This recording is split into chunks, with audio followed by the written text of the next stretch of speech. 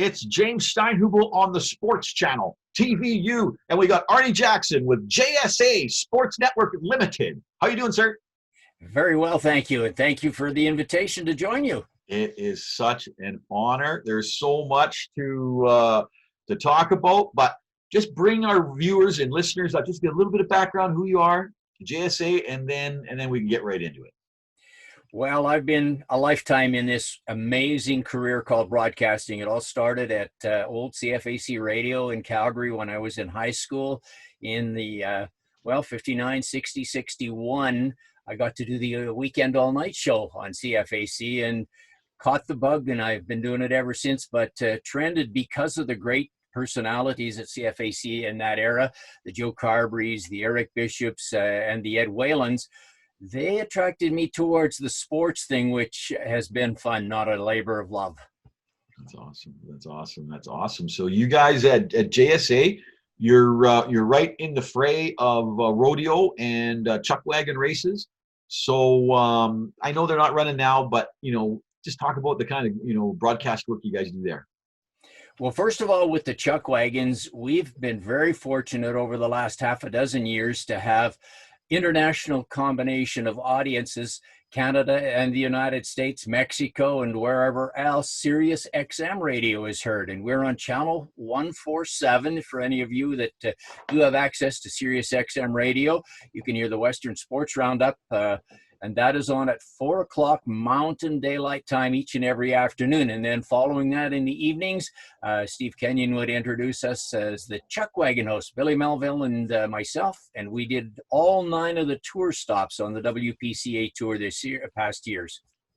So the what are the big shows? What's the big stops in Alberta? Let's hear a little bit about them. In Alberta, the big stop, of course, on the WPCA circuit is the Ponoka Stampede, not very far from where your home base is in Sherwood Park, but many, many people from Leduc and all around the Edmonton area do come down. The Ponoka Stampede is like 80 years plus old and running, and goes back to an era when I think they just had rough and ready rodeo going on there. So the sports, both chuckwagon racing and rodeo, have grown up with the Ponoka Stampede. But you talked about the big shows, the other ones to kick off the season, and we would just be in the rearview mirror for the Grand Prairie Stampede. It would have been last weekend for our championship run on a Dash for Cash on the Sunday. Another big one up in the North Country is the Dawson Creek, and that's called the Battle of the North. It takes place the second week in the month of August.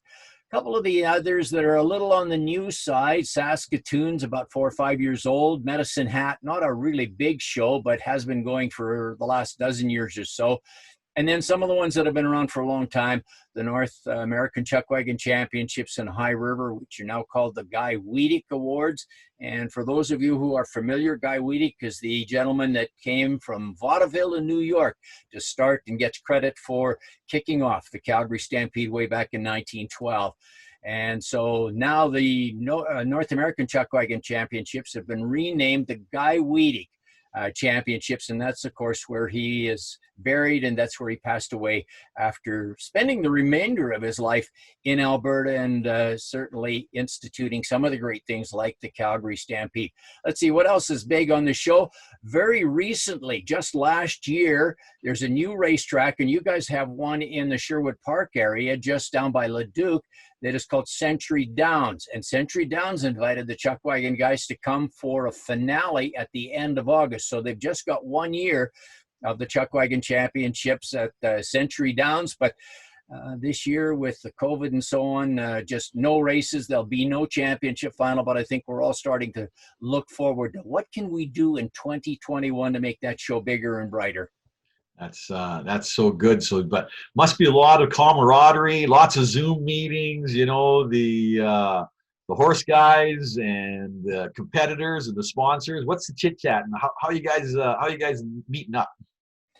I think the Zoom and several of the other formats that are similar to that are available is one of the ways. I'm hoping in the next few weeks to a month or so that we're going to be allowed to have small group get-togethers. I'd like to take a video crew with me and go out and see what some of the guys like the Sutherlands are doing down in Okotoks, and we've got Jason Glass, of course. His dad, Tom Glass, ran at the Calgary Stampede and on the circuit for many years. Jason's still running, and he, of course, lives in the High River area. Maybe we can get into central Alberta and visit with some of the others like John Walters, take a camera crew, go see what horses they bought last year that we don't get to see racing this year, and get their perspective on how do you hold over for another year? Do you still have to retire some of the horses you had and they didn't get their last year in? If the financing was in place, I'd love to get out to Saskatchewan, to Meadow Lake, and visit with Gary Gorse. This was to have been Gary's final year. He turned 65 this summer, and so was required to retire at least from the Calgary Stampede. And I know, talking with Gary, he had said that when he retired from Calgary, he'd retire from all of the Chuckwagon racing. And it's kind of sad he's not going to get his retirement year in, and the big goodbye that he, I'm sure, planned. And maybe the tug of war on the heartstrings won't be quite as tough because everybody's taking this year off. But it would be neat to get up to Gary's place and visit with him and see his ranch and show the viewers and the listeners just what it's like for somebody who's spent a lifetime in the game of Chuckwagon racing. I'm all for it. I can see a Rodeo and Chuckwagon channel right here on TVU. Now we've had some nice little chat here, and we're talking about something good for Radio U, the WPC Flashback. What are we going to hear? Well, over the years, I have obviously had the opportunity to talk with the outriders and the drivers, the sponsors, and the people that are behind the scenes of it, directors and those who make Chuckwagon and Rodeo reality in their communities. And it's a shame with all of that tape sitting someplace on a hard drive not being aired. And what a great year when we don't have anything fresh. Why don't we flash back and see what happened last year at this time and talk to some of the drivers and relive some of the excitement of, as they used to say, yesteryear. It's so good. We're excited. We're looking forward. We're going to play those reports on Radio U. Now you got to tell us. You got to tell us some stories. You got to drop some names. You've been dropping some good Chuckwagon names, but you got a little bit of hockey in you. You got a little bit of Calgary Flames. You got a little bit of sports. Well, they're just having some fun right now in the Calgary area. For anybody that watches your show online, they may be watching what's in the absence of NHL hockey, people picking their favorite coach of the Calgary Flames. And the Flames are just celebrating, and this would have been completion of their 40th year in Calgary. Now, had we kept the Calgary Cowboys when we had them in the old World Hockey Association and the Edmonton Oilers were in the WHA, we would probably be about 43 years in the NHL, because I think that's how long the Oilers have been there when the transition and the amalgamation where the NHL absorbed a number of the teams. Now, I know they only took 4 from the World Hockey Association. I can't help but think back, if the Calgary Cowboys had still been alive, either they would have been one of the 4 or they would have taken 5 teams into the league at that time. So it would have been Edmonton, Calgary, Winnipeg, and the Quebec Nordique as the Canadian teams. The New England Whalers got in because Calgary didn't have a team at that time.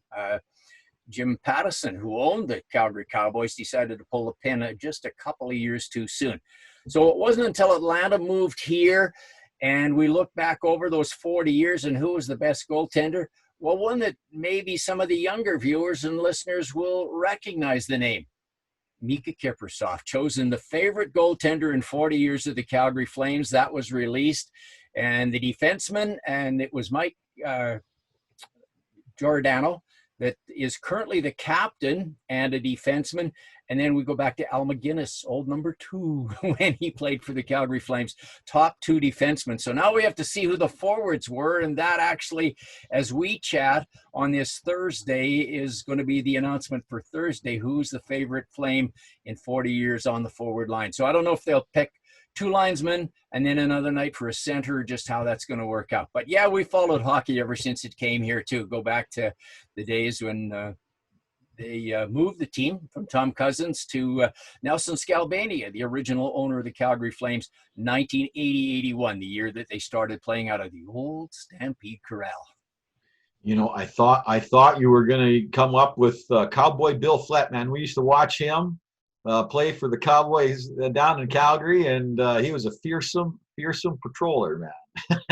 I can remember in an outrage one night when he was just absolutely beside himself because they had lost to the Calgary Flames. And when the guys came out into the concourse area on the lower event level, he got into a bit of an argument with one of the players, and he grabbed his knife and cut off his tie right there in front of all the media. So No. yeah, no, the Cowboy Flet stories are many, and that's one that I was privy to because I was there when it happened.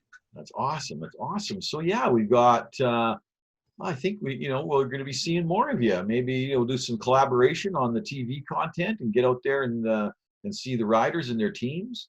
Maybe get some secret from their wheelwrights. You know what I mean? Get some wheelwright secrets. Yep. Once we can get with the drivers and their outriders and their handlers and so on, we're hoping to get out in the field with a camera crew and do some video, and we'll share that with you and your viewers as well, so that we can continue to keep the sports of chuckwagon racing and rodeo in front of the public, and to keep those names household names, because they'll all want to come back next year. It's so good. And the WPC Flashback for Radio U. Arnie Jackson, JSA Sports Network, going to bring us some rodeo and some chuck wagons right to TVU. Thank you, sir. Looking forward to it, and thank you so much, James. Good to be on your show today.